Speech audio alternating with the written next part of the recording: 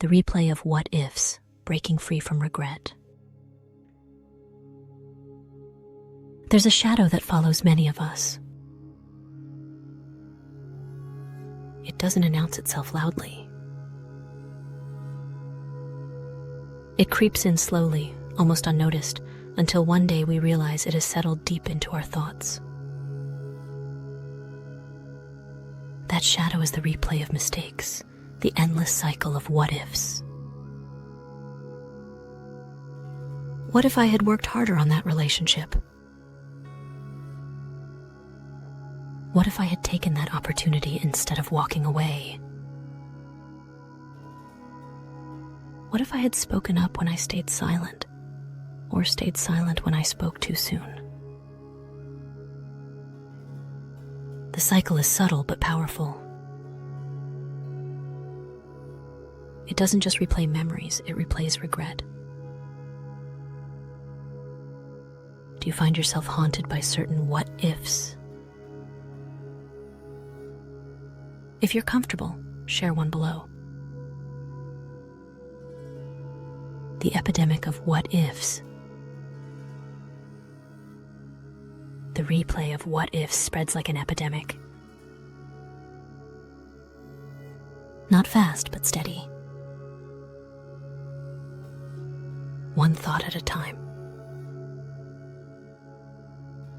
At first it seems harmless, just reflection. But then the cycle deepens. What was a passing thought becomes a pattern. You begin to measure your life not by what is happening, but by what should have happened. And here's the painful truth.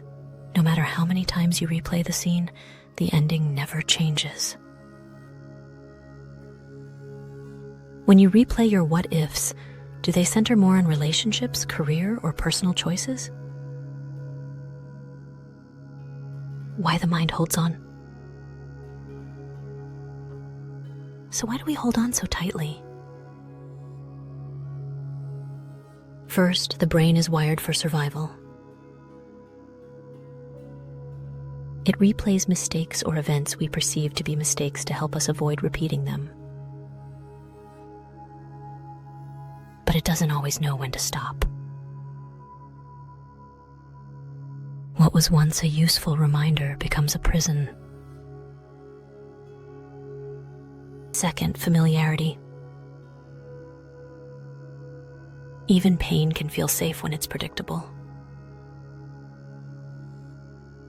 The cycle of regret, though heavy, becomes something we cling to, because letting go feels like stepping into the unknown.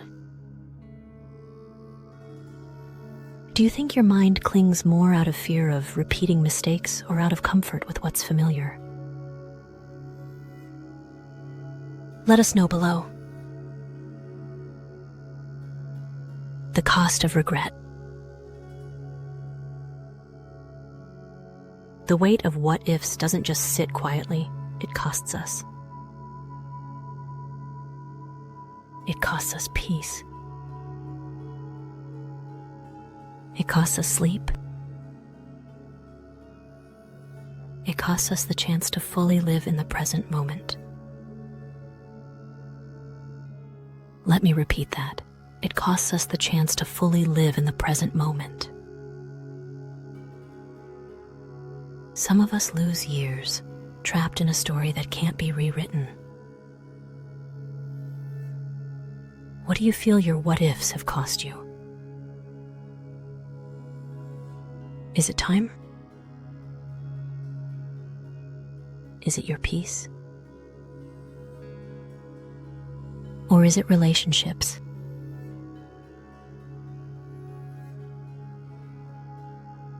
Naming the weight.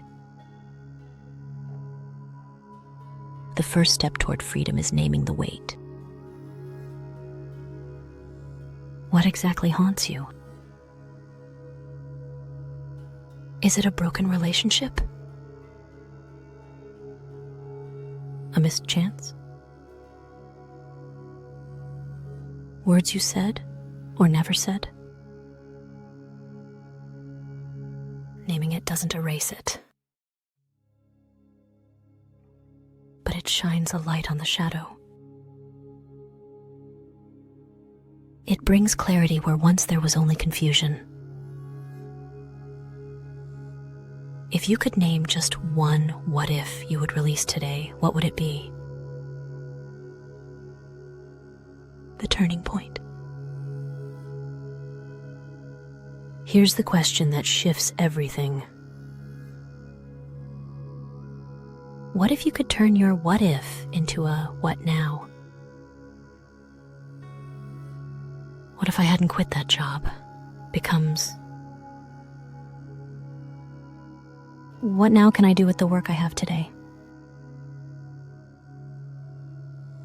What if I had tried harder in that relationship? Becomes, what now can I give to the people still in my life? The power lies not in rewriting the past, but in choosing your present response. What would change for you if you started asking what now instead of what if? Practical releases. Here are some gentle but powerful tools for release. A journaling. Write the what if. Then beneath it, write one step that moves you forward. Reframing. Instead of I failed, try I learned. The symbolic act of closure. Write an unsent letter. Pack away a reminder. Do something symbolic that tells your heart, this chapter is closed. Have you ever tried journaling, reframing, or a symbolic act of closure? Did it help? Now, our closing reflection. The shadow of what ifs may never fully disappear. It may knock at the door from time to time.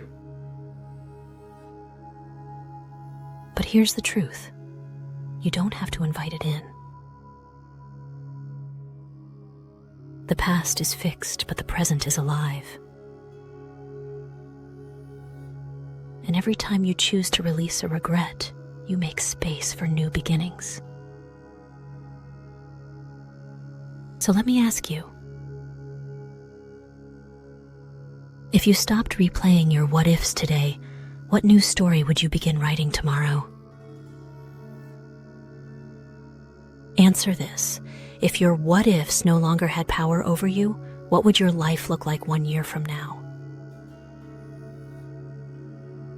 If this reflection spoke to you, I invite you to like the video, subscribe, hit the notification bell, and share with someone who you know needs this encouragement. Not because I claim to have all the answers, but because this is a space where together we explore questions that help us to examine our experiences and grow. Thank you so much for spending this time with me today. I hope these reflections gave you something meaningful to take with you. Until next time, take care of yourself.